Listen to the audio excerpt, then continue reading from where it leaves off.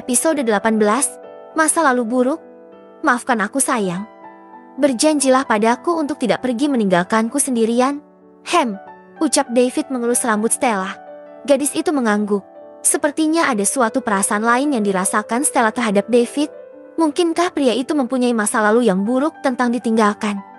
Entahlah, Stella tidak tahu.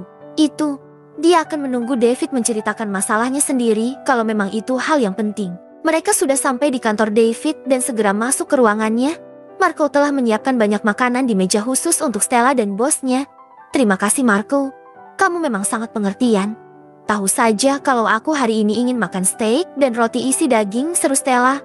Marco hanya nyengir kuda karena melihat David sudah menatapnya dengan tatapan dingin dan tajam. Seakan mengatakan bahwa dia harus membuat David yang menyuruhnya. Padahal itu adalah ide Marco. Itu semua bos David yang mempunyai ide. Aku hanya mempersiapkan saja, jawab Marco melirik ke arah David yang sudah memberikan tanda padanya. Sepertinya mood bos sedang tidak bagus. Aku harus segera keluar dari sini, batin Marco. Kalau begitu permisi bos. Aku juga akan makan siang dengan kekasihku, ucap Marco yang langsung kabur dari ruangan David. Ayo sayang, kita segera makan, ucap David pada Stella. Dia mengambil steak dan memotongnya kecil-kecil untuk Stella. Mereka berdua makan dengan lahap sambil saling suap-suapan. Setelah ini aku ada rapat penting. Kamu di sini saja menungguku. Jangan pergi kemanapun, ucap David. Iya. Aku juga akan istirahat sebentar, jawab Stella. Karena memang hari ini dia tidak ada jadwal kuliah siang. Setelah istirahat siang selesai, David langsung pergi menuju ruang rapat meninggalkan Stella sendiri di ruangannya. Gadis itu duduk di kursi kebesaran David dan melihat apa saja yang ada di atas meja kerja. Tiba-tiba terdengar suara gaduh dari luar dan pintu ruangan terbuka lebar. Stella mengangkat alisnya ketika melihat siapa yang telah berani membuka pintu ruang Cheo itu. Seorang wanita cantik dan seksi dengan angkuhnya masuk ke dalam diikuti oleh sekretaris David.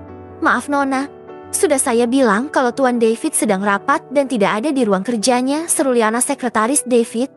Wanita itu hanya diam dan memandang Stella dengan tatapan yang sulit diartikan. Aku akan menunggunya di sini.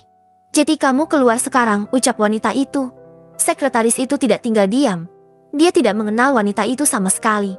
Takut kalau bosnya marah, apalagi saat ini ada kekasih hatinya ada di sana.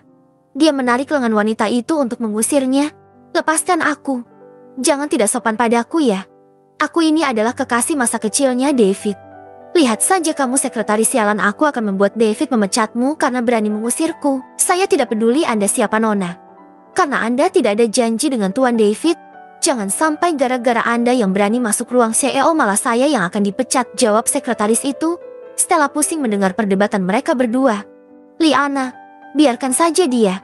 Aku akan menemaninya di sini, seru Stella membuat sekretaris itu menatapnya. Stella pun mengangguk kepada Liana seakan mengatakan bahwa semuanya akan baik-baik saja. Akhirnya Liana pun pergi dari ruangan itu. Hai gadis kecil. Apa kamu adik sepupunya David? Tanya wanita itu sambil duduk di sofa.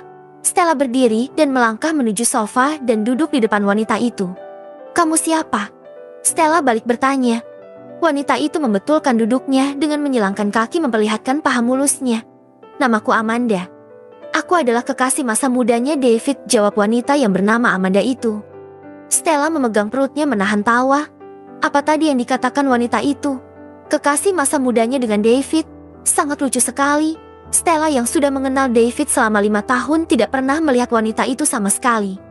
Apa dia sedang mabuk atau menghayal? Stella membatin. Lalu siapa kamu? Apa salah satu adik sepupu David? Bukan.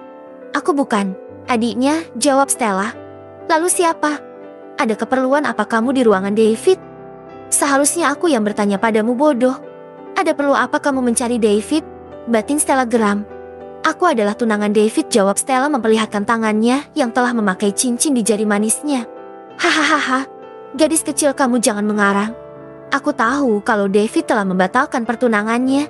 Makanya aku kesini untuk mengajak David kembali karena aku tahu dia masih mencintaiku, ucap wanita itu dengan penuh percaya diri. Wanita gila, batin Stella. Ceklek, pintu ruangan terbuka. Terlihat Marco masuk bersama Liana. Kedua wanita itu menoleh.